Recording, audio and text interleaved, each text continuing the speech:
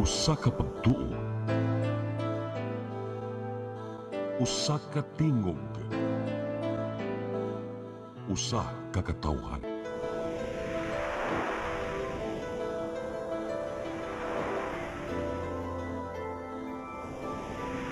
Cebu Catholic Television Network.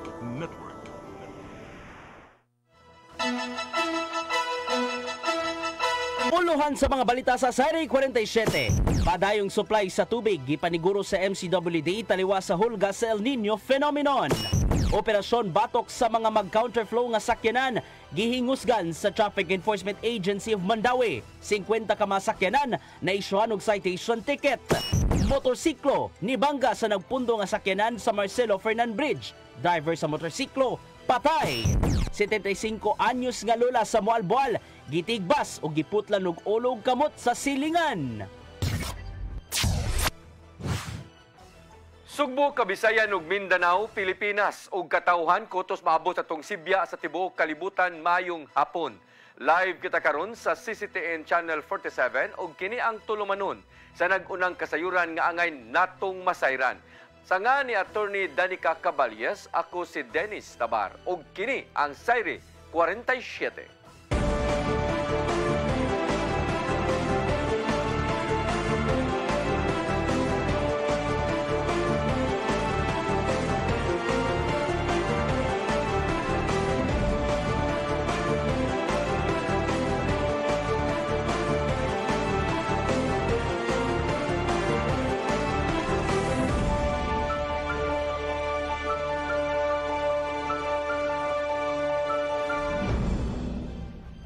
Ug karon sa kumpletong detalye sa atong mga balita, padayong supply sa tubig sa Metro Cebu Water District gisiguro taliwa sa hulga sa El Nino phenomenon. Ang kasayuran ihatod ni Gian Navarro. Gisiguro karon sa Metropolitan Cebu Water District kon MCWD nga digid mahubsan og tubig ang mga konsumidor sa Tri-Cities ug kasilingan ng lugar. Taliwa kini sa hulga sa El Nino phenomenon diin, lauman kining mo grabe karong Abril ug Mayo. Matod ni Attorney Joey Daluz III, ang chairman sa MCWD, nga sugod karong buwana o sa Abril, magamit na ang tulo ka mga water desalination plants. Nimutang kini sa dakbayan sa Mandawi, Lapu-Lapu ug Cordova. Although dili sila full capacity 25 MLD, kay kani 25, 20, this is already around 70, no?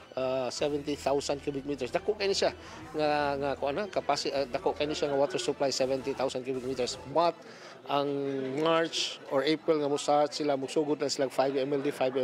Di man sila mo reach og 25 and 20. Samtang gipantayno sa dila ang ubang mga tinubdan sa tubig sa dakbayan sa Sugbo. Ingon man sa Talisay City nga magpabiling operational bisan pa man sa init nga panahon. Maong mahinungdanon alang ni Daluz ang mga inisyatiba gikan sa local government units aron makabaton og dugang pang tinubdan sa tubig. Sama na lang sa bulk water project kagibuhat karon sa Cebu Provincial Government.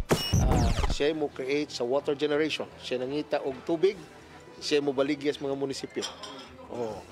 So, muna akong ingon nga the LGU should help in that area. Subay sa nasinating kainit sa panahon, giawhag ni Daluz ang mga konsumidor sa MCWD nga mag-recycle sa paggamit og tubig. Tungod kay ang nag-agas karon nga tubig sa MCWD, potable man diin, mahimo kining mainom og magamit sa pagluto. So, wala kay categories water nga kani siya nga level, pwede ra ni siya sa tanom, sa kuan. So, maybe people should recycle water para sa mga other needs, and ang potable water nato should be used for drinking lang jud, not for other mga cooking and kana siya no ana then ligo. Gian Navarro, CCTN News.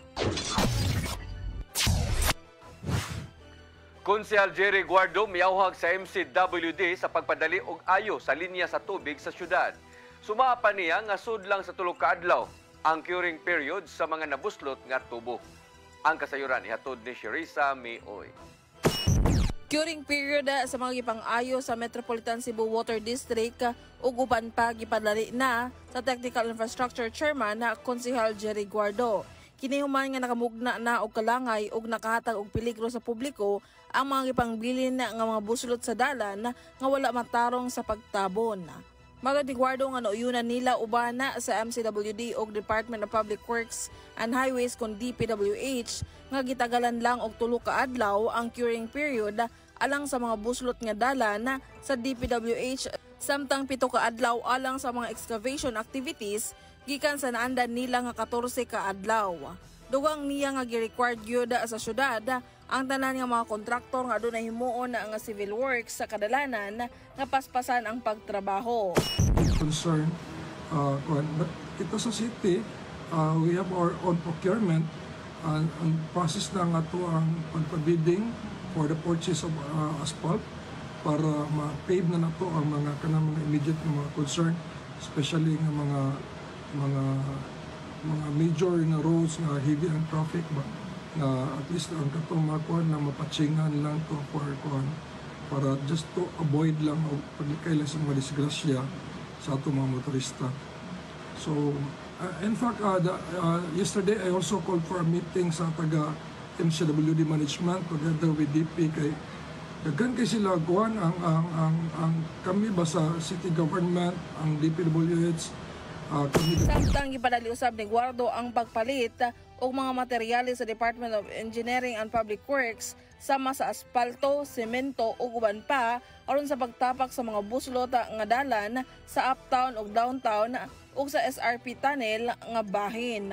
Tungod kay nakita nila nga peligro ilabi na kung dili mabantayan sa mga motorista ang buslot ug ang even surface sa karsada. Kunya gi-call na sa nila maintenance division kay dili lang mga fly by night lang ang ilang maintain but now ilan na gyud under contract sa nila ang maintenance niya. Gusto sad namo nga ang curing period mas shorter kay ang standard mga before mga nasa 24 days inana dito ang curing period, so especially on major thoroughfare including the DPWH ng mga project ang DPW for cost drain ang amo ang agreed na 3 days na lang ang curing period para less an inconvenience sa mga motorista.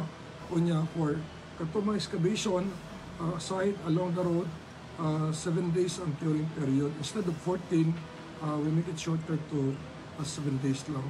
So especially on major roads na heavy and traffic, so ang atong gi-require sila nga mas-short. Series May Uy, CCTN News. Dili magigtagbo si Cebu City Mayor Michael Rama sa mga sakop sa Hunta Provincial sa Sugbo labot sa hangyo nga hunungon na ang pagtrabaho sa bus rapid transit. Ang kasayuran ihatod ni Sherissa May Uy. Walay plano si Cebu City Mayor Michael Rama nga pagkikitaan ang Provincial Board o mga opisyalis sa Kapitolyo. Kinisubay sa hangyo sa Hunta Provincial nga ipahunong ang pagtrabaho sa Cebu Bus Rapid Transit kung CBRT diha sa Osmeña Boulevard. Matod ni Rama nga walay rason nga makikita siya ngadto sa mga opisyalis sa lalawigan sa Sugbo tungod kay ang maong proyekto sa CBRT iya man sa national government o sa dakbayan sa Sugbo ug walay labot ang gagamahanan sa probinsya. No. I made a statement already that project primarily a Cebu City project, not a provincial project. Tukang niya nga kung adunay problema o isyu sa mga proyekto, andam kini niya nga tubagon na sa syudad uban ang national government nga mao'y kaabag sa pagtrabaho sa CBRT. Natong milabay nga regular session sa konseho, miduso og resolusyon si Konsehal Nestor Archival sa paghangyo sa mayor sa pagsulbad sa kasugian sa syudad o probinsya sa Sugbo. I will, from my point of view, we know what to take. We know what, as a highly urbanized city, we know that there's an issue in the design. There's nothing wrong with that. We will be the one to handle that issue. We, the national government, because it's Cebu City government, it's a Cebu City project as well. Gibukatan ni Rama nga buot niya nga pailisan si Engineer Norvin Imbong ngadto kang Department of Transportation Secretary Jaime Bautista kinsa buot niya nga muhulip mao si Cebu City Transportation Office Assistance Chief Attorney Kent Jungoy. Sherry May Uy, CCTN News. Nakigsabot si Gobernador Gwendolyn Garcia sa usa ka langyaw nga kompanya nga punduhan ang pila ka mga proyekto sa lalawigan. Usa na niini ang kompanya nga gikan sa nasod sa Pransya kinsa eksperto sa water ug waste management. Mitanyag ang maong kompanya og mga solusyon aron mahimong hapsay ang paghatag og serbisyo ngadto sa mga Subuanon. Nasayran nga nangita ang Kapitolyo og mga partner gikan sa pribadong sektor aron masuportahan ang pipila ka mga proyekto. Konsama na lang kini sa water supply ngadto sa 25 ka mga LGUs o mga waste to energy facility alang sa igong supply sa kuryente sa probinsya sa Sugbo.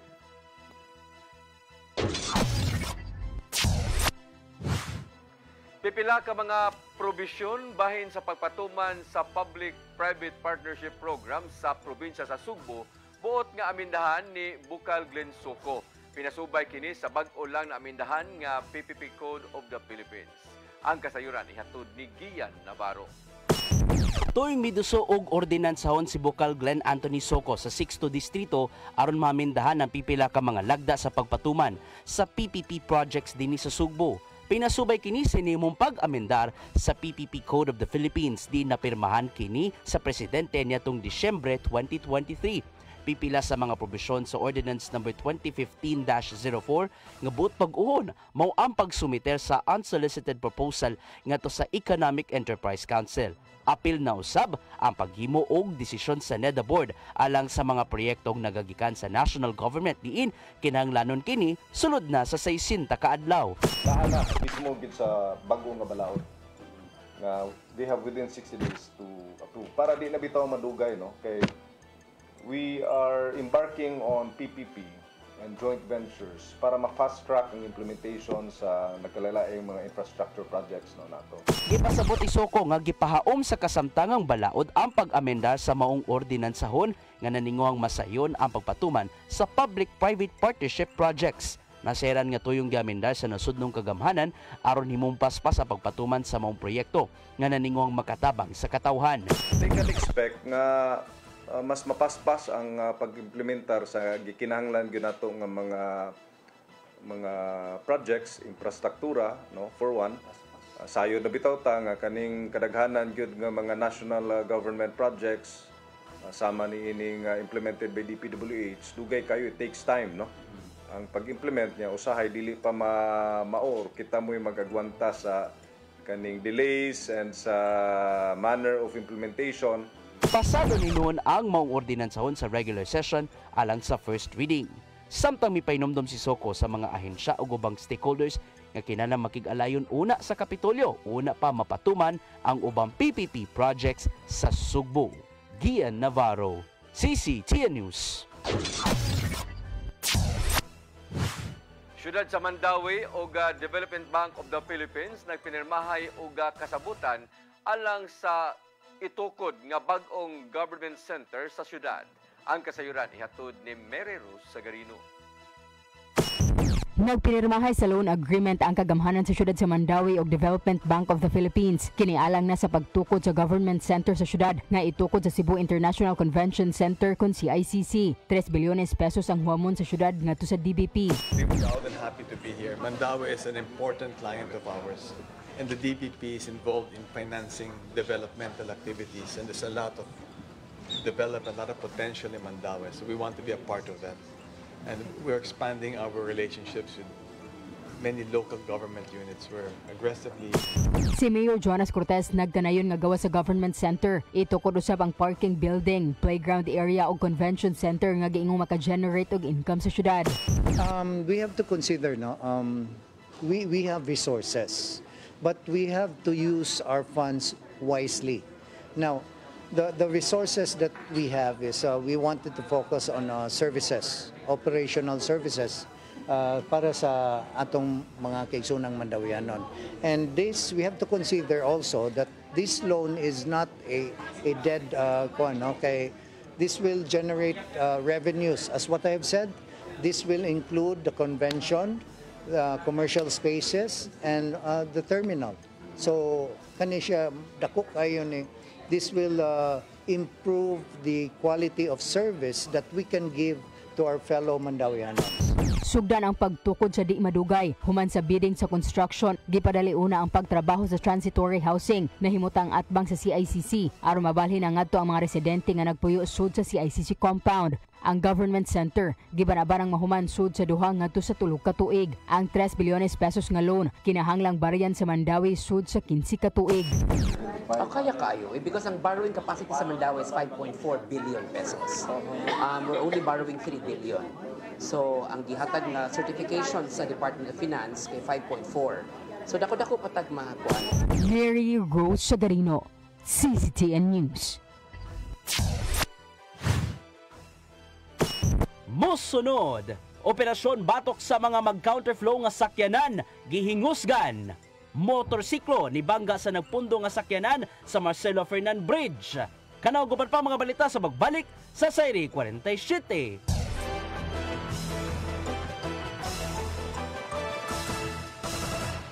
Ako si Mr. Rudy Romares, electrical subcontractor ng maong building. Ani adto nga wala pa ko mogamit og koy sakit akong tuhod, iglakaw na ko, akong mga lutaha, no. Labi na gikan ta sa overtime. Di sa ko ganahan mukaon, nindot na ang resulta kay karon moagi ta sa rampa diha, no. Maglakaw ra jud ko. Mga batan-on nga mauwahin akong lakaw kay kusog na ko mulakaw tungod sa paggamit nako sa koy. So ay mo gamit sa koy kay nindot kay resulta. Daghang kay salamat sa koy herbal capsule. Barato na, epektibo pa. Koy Herbal Capsule.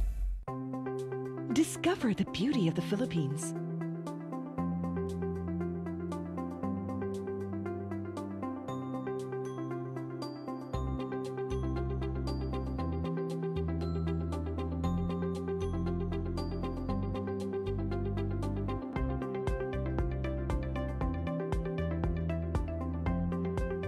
With Philippine Airlines, the country's flag carrier.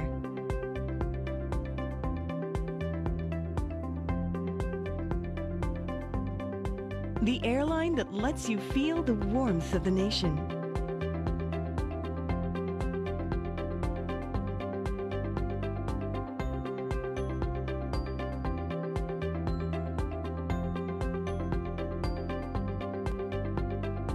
Mabuhay!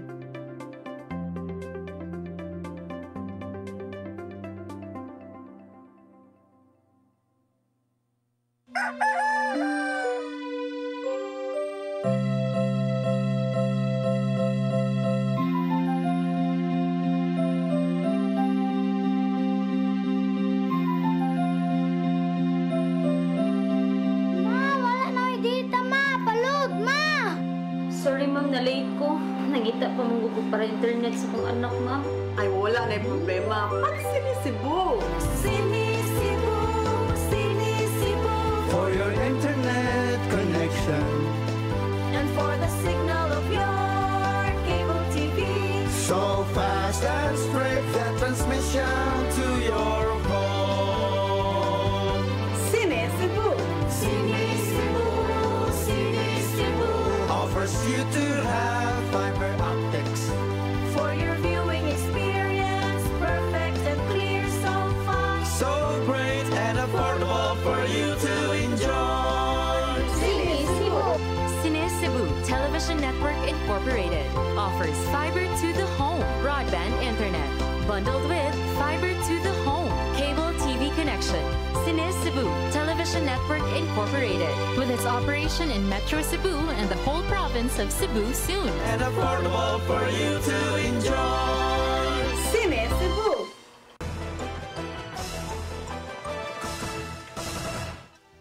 Balik sa atong mga balita. Operation Batok sa mag-counterflow nga sakyanan gihingusgan sa Traffic Enforcement Agency of Mandawi Kuntim. Moabot na sa 50 ka mga sakyanan ang naisyuhan og citation ticket sukad ni adtong Biyernes. Ang kasayuran ni hatod ni Mary Rose Sagarino. Gihingusgan sa Traffic Enforcement Agency of Mandawi Kuntim ang pagpahigayon og operasyon batok sa mga mag-counterflow nga sakyanan. Dulaan 50 na ka mga sakyanan ang naisyuhan og citation ticket sukad ni atong Biyernes. Ang citation ticket nagkantidad og 1,000 ka pesos. Ang operasyon gihingusgan aron mapahinumduman ang mga motorista sa paglikay sa pag-counterflow. Makahinumduman ni atong Miyerkules, nag-viral ang usa ka video nagpakita sa mga motorsiklo nga nag-counterflow o gibabagan sa usa ka sakyanan ngadto sa JP Rizal Street sa Barangay Basak. Let's not normalize kanang counterflowing kay in the very first place dili gina siya normal. Kuha na siya, kung sa amuha pa, it's an offensive na traffic violation. Tinuyo gina siya. Giawhag ang mga driver nga magpabilin sa ilang lane, musunod sa mga traffic signs ug mahimong responsable aron maminuson ang mga disgrasya. Ang Operation Counterflow sa team gipahigayon matag adlaw sa nagkadaiyang daan sa syudad. Mary Rose Sagarino, CCTN News. Driver sa motorsiklo namatay human ni bangga sa nabiriyang truck sa Marcelo Fernan Bridge kaganihang kadlawon. Gawas nga walay gibutang nga early warning device sa truck, kusog usab nga nagpadagan sa motorsiklo ang biktima. Ang kasayuran hatod ni Crystal Joy Pelerca. Dead on arrival na sa dihang naabot sa Lapu-Lapu City District Hospital ang usa ka driver sa motorsiklo nga giilang si Randelo Iscariotayo, 29 anyos ug residente sa Barangay Kudya, Madre de Jos. Human nga nabangga kini sa naaberyang truck sa Marcelo Fernan Bridge alas 4 kaganihang buntag. Matod ni Police Lieutenant Colonel Christian Torres, ang spokesperson sa Lapu-Lapu City Police Office, nga ang naaberyang truck padung unta sa Mandawi nga bahin sa bridge apan napagnan kini og makina. Hinungdan nga nahunong sila sa pasakang bahin niini. 10 minutos ang nilabay human sa pagkaaberya ni sunod ang motor nga padung unta sa susamang direksyon.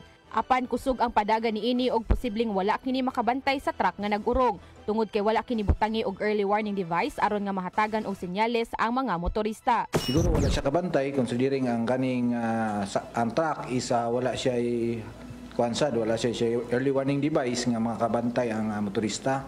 Moto ang aksidente nahitabo nipasok gyud ang katong nagdrive sa motor dito sa truck nga nagunong.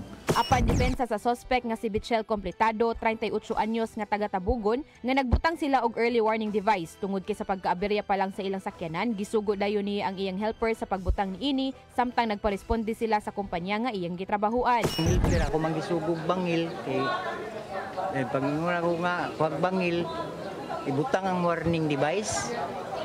Mao to magkapagtaw-taw ni pagpaka tao. Usa sa gitanaw karon sa kapulisan nga naaunta dayoy nakaresponde nga personnel sa pagkahitabo sa aberya. Dapat yun naatay mga personnel nga immediately makaresponde dayon considering ang hitabo 10 minutes after na pang iyang engine na nasa taas, at least man lang na naka-hazard dito or na nakaman sa traffic nga makusyon ang mga padung considering hunat na maguna siya kay pasaka naman. Na dili ka kabantay, daw nag-hazard ang iyang taillight, pero malagi na di ka kabantay kay kusog ng padagan gikan ka sa ubos.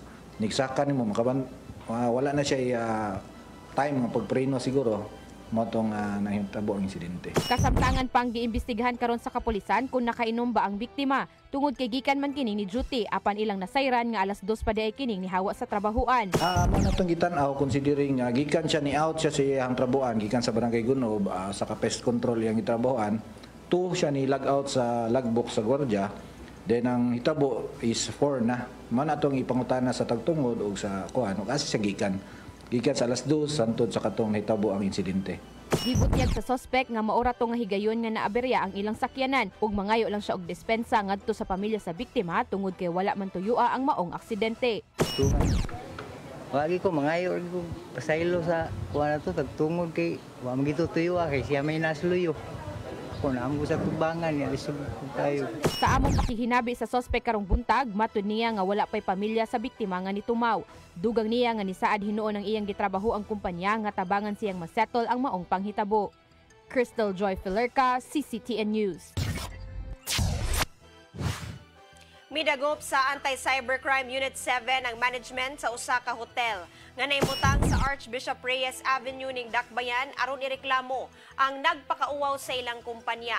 Niadtong Domingo ni post sa iyang Facebook ang username nga si Gitwaban Sumisitsu. Sumapa sa iyang caption nga adunay bayot nga giingong gitagak sa uyab nga Amerikano tungod kay nasakpan nga dili babay. Dali nga nag-viral ang post og libuan ang nag-share nga nakadaot sa imahe sa hotel. Milanat pa og kapin usa ka oras una gidelete ang post sa account ni Gitwaban. Kasuhan sa kapulisan si Gitwaban og cyber libel. Gitugtan sa kapulisan ang mga sibilyan nga makapanag-iya og mga dagkong kalibre sa armas. Mato ni PNP spokesperson Police Colonel Jean Fajardo nga subay kini sa pag-amendar sa Implementing Rules and Regulations sa Comprehensive Firearms and Ammunition Regulation Act. Pasabot ni ini, mahimo nang makabaton ang mga sibilyan og semi-automatic ug ubang matang sa mga tag-as nga kalibre sa armas. Dugang pa ni Fajardo nga ipadala nila sa UP Law Center ang nahimong pag-amendar aron mapagawas na kini sa publiko ug matuman human sa 15 ka adlaw. Butang ang ikabalakan sa Gunless Society of the Philippines tungod kay musangput lang kini sa wag tuo nga insidente sa pagpamusil.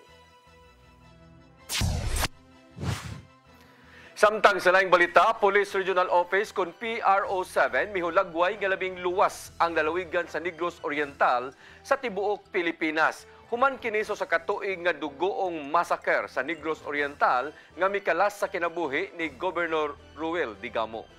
Ang kasayuran ihatod ni Arnold Bustamante. Takdungaw sa katuig na ang milabay kagahapon. Human sa nitawong massacre sa lungsod sa Pamplona, Negros Oriental, nga mikadasog na pulo ka mga tao usa na niini. Mao si Governor Ruel Digamo ang kapulisan sa Central Visayas mihulagway nga nagmalampuson sila nga paghatag sa seguridad sa mga probinsya. Una na nga nagpadala og daghan nga mga police personnel ang Police Regional Office 7 sa tibok Negros Oriental nga may mupatuman sa Kahusay Kalinaw pagukod sa mga armadong grupo nga dunay mga pending warrant of arrest sa kasong murder nga gipaluyuhan sa gamhanang politiko. Mato ni Police Lieutenant Colonel Gerard Espilare, ang spokesperson ni Police Brigadier General Antonio Averin, hepe sa kapulisan sa Central Visayas nga base sa data nga iyang nakita, miubos pag-ayo ang krimen sa mga lalawigan itandi sa nanglabay nga mga tuig. The peace and order situation in Negros Oriental is very peaceful, no? If we are going to reckon our assessment from the time of the incident last year, now there is a dramatic decrease of crimes committed and recorded. Ang shooting incidents nagubos po to the minimum level, no?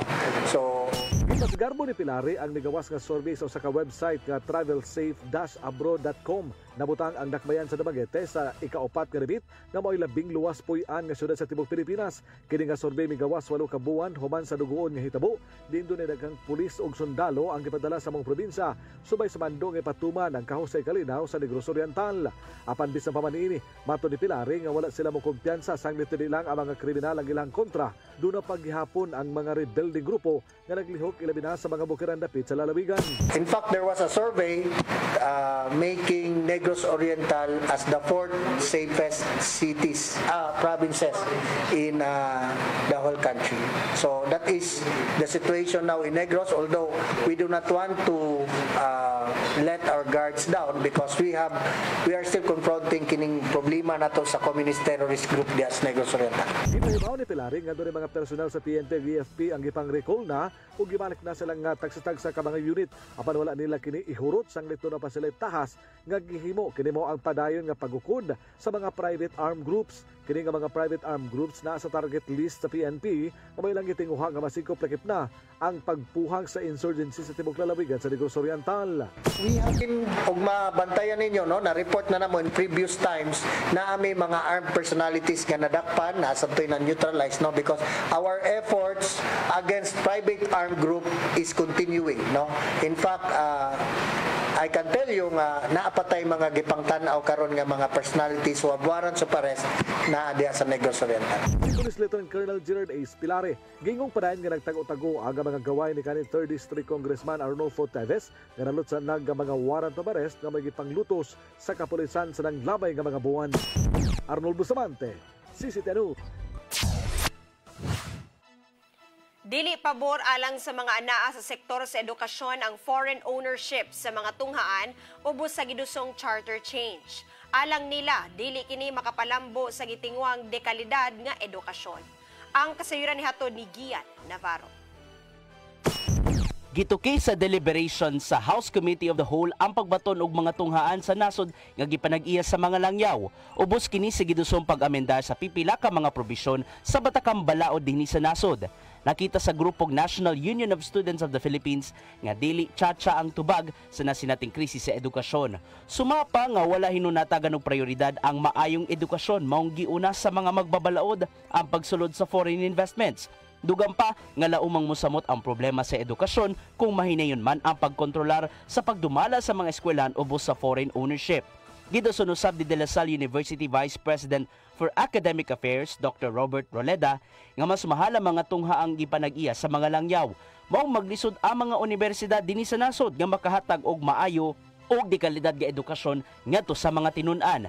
Apan wa pataling hugi ni House Deputy Majority Leader Janet Garin og gibarog nga imong globally competitive ang edukasyon ang gidusong foreign ownership sa mga tunghaan. Maong nakita sa College Editors Guild of the Philippines nga delusional assumption lang ang baruganan sa mga magbabalaod.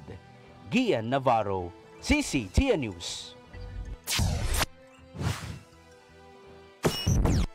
Mosunod, 75 anyos nga lola sa Moalboal, gitigbas o giputlan og ulo og kamot sa silingan. Kanaw guban pa mga balita sa magbalik sa Sayri 47.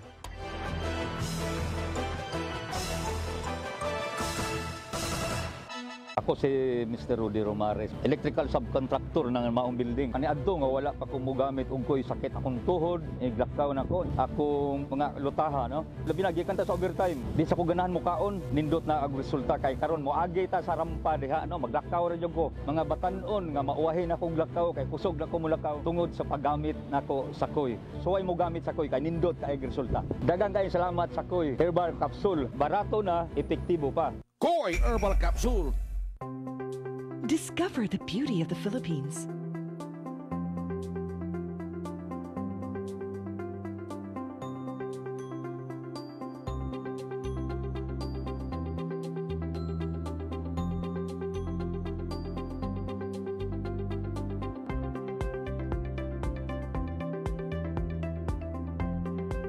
With Philippine Airlines, the country's flag carrier.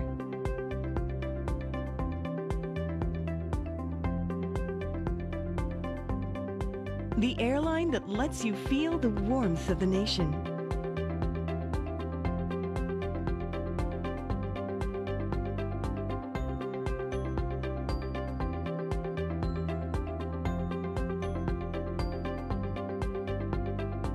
Mabuhay!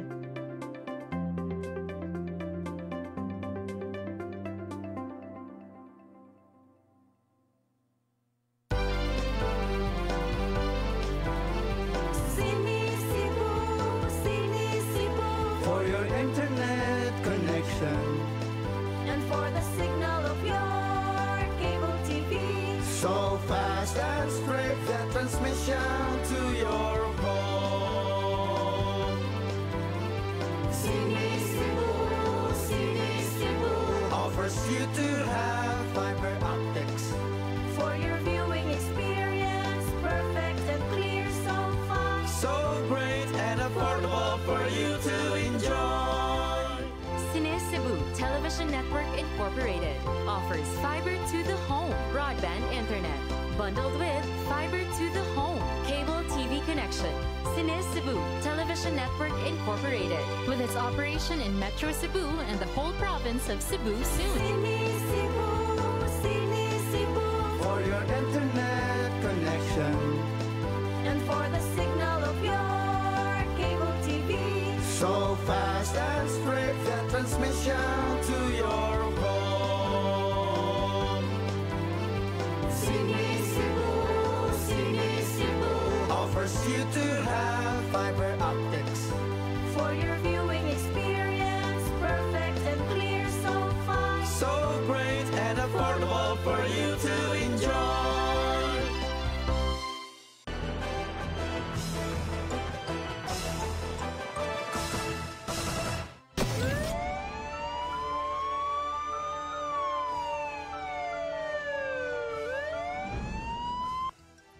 Balik sa ato mga balita, napalgang wa nay ulo ug kamot ang usa ka lula human gitigpas og gitagud-tagud ang lawas sa ilang silingan sa barangay Baluggas, barangay Basdiot, lungsod sa Moalboal. Giila ang namatay nga si Gumersinda Avenido, 75 anyos ang pangidaron ug adunay duha ka mga anak. Nakit-an ang lawas mga 50 metros gikan sa ilang panimay o gitabunan kini og tarpaulin. Gitudlo nga responsable mao ang ilang silingan nga si Rino Tiriso. Diin nasikop kini atol sa hot pursuit operation. Nahibaw-an nga nagkalalis ang duha ug ang dinakpan human kini gipapahawa na si gipuy anini nga ad sa baboy. Giangkon hinuon sa suspek ang krimen o giingong sama kini sa nasudlan og daotang espiritu. Nangayo si Tiriso og pasaylo sa kabanay sa namatay.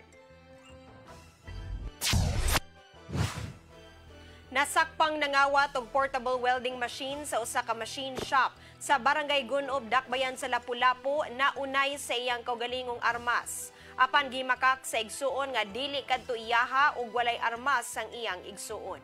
Ang kasayuran hatod ni Crystal Joy Pelerca. Kasamtangang naakaron sa tambalanan ng usa ka 48 anyos nga taga-barangay Kanhulaw nga nasakpang nangawat og portable welding machine human nga giingong naunay kini sa iyang kaugalingong armas. Base sa inisyal nga investigasyon, nahitabo ang pagpangawat alas 4:50 kaganihang kadlawon. Gibutyag sa 64 anyos nga caretaker nga ang maong machine shop naa nahimutang sa barangay Gunob. Kinural kini og aduna usab kini cyclone wire sa taas og kinandado usab ang gate niini. Sa dihang pag-abot niya sa sulod sa shop, nakakita siya og tawo nga dili pamilyar kaniya og na kini gidala. Isip caretaker iya kining gisita apan nibunot kini og armas. Hinungdan nga gihakop niya ang kamot sa suspect paubos aron madepensahan ang iyang kaugalingon og naigo ang paa niini. Akong gisita kay ako gi caretaker. Akong gina siya nga bay unsa man nibunot sa pistola. Paghana niya ana akong giilog dayon kay duol naman kay kustanan. Akong gipaubos nibuto man na. Pagbuto ni dagan ko ni atras ko ni nagpalayo ko. Apan giklaro sa caretaker nga dili siya maoy ni kablit sa armas. Wa ko magkablit. Wa ko magkablit. Murag ang iyamang kamot may nailawom. Sang ako na ibabaw. Ako man giana siya. Wala pa makuhaan og habig ang suspect sa pagpangawat tungod kay wala pa kini sa maayong kondisyon ug kasamtangan pa kining naa sa Lapu-Lapu City District Hospital ug lauman nga ibalhin kini karong adlaw sa Vicente Soto Memorial Medical Center. Apan gihimakak sa igsuon sa suspect nga walay armas ang iyang igsuon ug nangayo lang kini og tabang tungod kini saka ang kabuhi niini. Matud ni Police Major JP Dagami, ang station commander sa Police Station 3, ilang nasayran nga ang suspect aduna kini personal nga problema sa pamilya apan wala pa hinuon kini record sa kasong pagpangawat. Depensa sa igsuon nga karong higayon lang kini nahitabo. Base sa nakuha nga mga ebidensya sa mga investigador gikan sa suspect, usa ka generator set, usa ka .38 caliber revolver loaded with 3 ammunition ug usa ka ice pick. Dugang ni Police Major Dagami nga palawman pa ang investigasyon mahitungod sa firearms nga nakumpiska. Ang caretaker kasamtangang under investigation pa usab apan ang suspect mag-atubang gyud og kasong pagpangawat. Siyempre, sa iyong posisyon man gud naa man gitong kinawat. So diha pa lang daan. So naagi siya offense nga nahimo. So file lang gid siya ang kaso.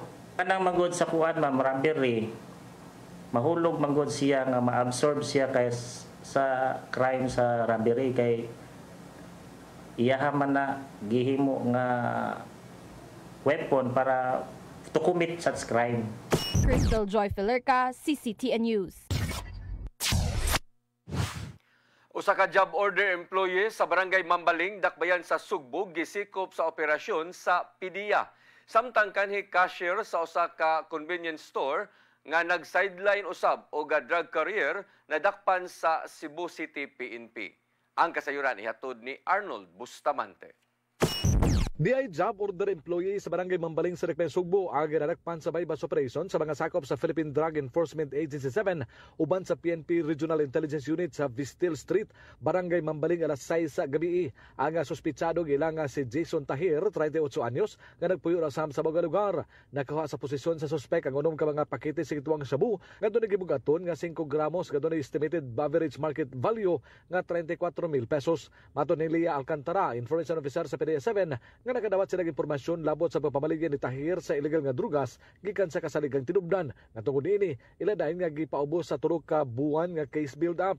Dadakpan na nitong 2022 si Tahir tungod gihapon sa illegal nga drugas ug under provision. Gingong nga makabaligya og 100 grams to 150 grams nga shabu matag semana ang suspek. Samtang di lalaki nga kailang nga priority regional level sa PNP human malambigit sa pagpahiyot sa illegal nga drugas ang dadakpan sa ginusad nga bypass operation sa mga operatiba sa City Intelligence Intelligence Unit sa Cebu City Police Office alas 10:05 gabi dito sa Neville Hill sa Barangay Busay sa siyudad sa Sugbo. Ang suspitsado gila nga si Gmark Magdadoro Parahili alias Jim Jim, 30 anyos, taga sitio Huyong-Huyong, Barangay Bakayan sa Dakben, Sugbo, nga kanhi cashier sa usa ka convenience store. Nakuha sa kapulisan ng mga pinuto sa gituang shabu nga motimbang sa 400 gramos nga doon standard drug price nga 2.7 million pesos. Giandam na ang kasong kalapasan Section 5 ug 11 Article 2 Republic Act 9165 batok sa mga suspitsado. Arnold Bustamante, CCTV News. Mo kadtong naglangkob sa atong mga balita sa Sayre 47, ako si Dennis Tabar. Ako si Danica Caballes, hangtod ugma sa inyong paboritong tulumanon. Sayre 47.